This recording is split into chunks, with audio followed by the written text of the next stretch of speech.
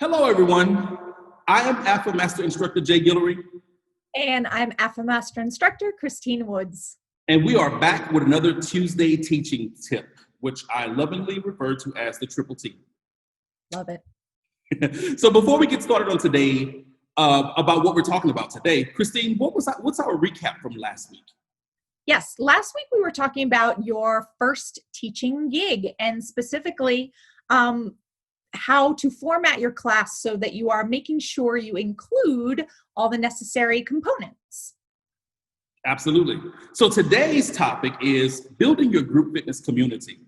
And when we look at building your group fitness community, we kind of categorize it in two different areas: what we do in class and what we do out of class. So the first one for in class, I would have to say, would be interact with people before and after class. I personally think it's a great idea to always stand at the door and welcome people to come into class. What about you? Yeah, I mean, before class and after class, those are great times to engage in conversation and really get to know your members. I think the more authentic conversation you can have with your members or your participants, and the more you get to know them on a personal basis, the better your relationship. And so, what you know about their family, their kids, and when you can actually show care and concern for their husband who was having a surgery last week, or the problem that their child was having in class, or what have you. The more you know, the more you can talk, and I think build that connection. Absolutely. The second one I would have to say is using people's names. I think that every group fitness class should be a personal experience for each individual in there. And using a person's name makes their class so much more awesome, especially when that name is attached to a positive affirmation that they're doing a great job on a particular exercise, or they look good, or something like that. Because I think that is what gets people kind of psyched and hyped up to stay in class. Absolutely. Absolutely. I mean, being recognized by your instructor, I mean, that's cool. It means something. Absolutely. And the third point is, giving feedback, whether it's verbal feedback, whether it's visual, whether it's kinesthetic feedback. You just really want to be able to give people specific feedback that's going to make it, that's going to help them learn, right? So, when you're talking to them, giving them specific feedback about form and alignment, and that may look like, or that may sound like, okay, make sure you're, sitting tall with a nice long spine, or open that chest to make sure it's lifted and proud, using specific terminology, using hand gestures, if people gravitate towards more visual cueing, kinesthetic. You really want to embrace the different learning styles so that people are in fact learning and getting more from your class. Absolutely. So those are some ways that you can build your community in the classroom. Now we're going to talk about some ways that you can build a community outside of the classroom.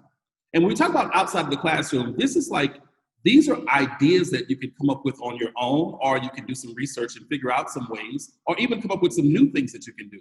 So what I used to do, one of the things that I used to do, which we would look at as our first point, is host parties or host gatherings, or get people to meet in particular places. I used to like to do happy hours, because who does not love a good happy hour? And I've gravitated towards, inviting people to go out on walks and hikes. We have a close spot, and again, making it convenient. Where is it that you know each other from, and still keeping it sort of centralized, right? So that people will want to be there. But yeah, walking, taking hikes in a local park. And like we were saying before, once you get people out, say on a hike or a walk, and they're feeling good, and they're feeling like, yeah, my training with Christine or my training with Jay, has really allowed me to feel better and do more. Absolutely. As I'm outside here hiking. That's a pretty cool It's a pretty cool feeling for a person. It just confirms that they're doing the right thing with you. Exactly. Yeah. Another bullet, getting your tribe, right? That's kind of the buzzword, getting your tribe involved in a charity or an organization where, your numbers can really make a difference. And that's cool because, I mean, you're doing something wonderful for an organization that probably needs help, needs support. So it's a mutual win, and it's a feel good for everyone. Absolutely. I've done that for years with the JDRF, Juvenile Research Foundation, Juvenile Diabetes Research Foundation. I've pulled my exercise peeps in with me, and we've done it together. It's been a great bonding, team building experience. I'll have to show you the video on that later. Anyway, and our third point I would have to say is social media. Using your social media platforms. So from Instagram to Facebook to TikTok, to Twitter, and a host of other ones, because every third hour of the day they come out with a new one. I think using your social media is a very important part of building your community outside of your immediate geographic location. So the one thing that I would have to say about doing that is you want to aim to be consistent between all of your platforms and your messages.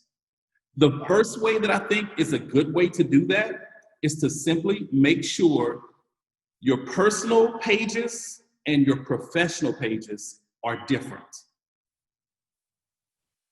So yeah, keeping that separation. But as far as, what is the message that you're trying to put? I think another important thing is just, what is that message that you're trying to put out that your fitness peeps, your viewers are going to see, right? So specifically think about, what is that vibe that's going to attract people? What is it that's going to draw them to you? And it's probably, you being your authentic self, and you making sure everyone knows really what you stand for. What is your message? And if I think kind of about what I'm trying to put out there for people, and that's that, exercise is for everyone, and everyone can benefit physically, mentally, emotionally from exercise. It's just a matter of finding what works for that person, right?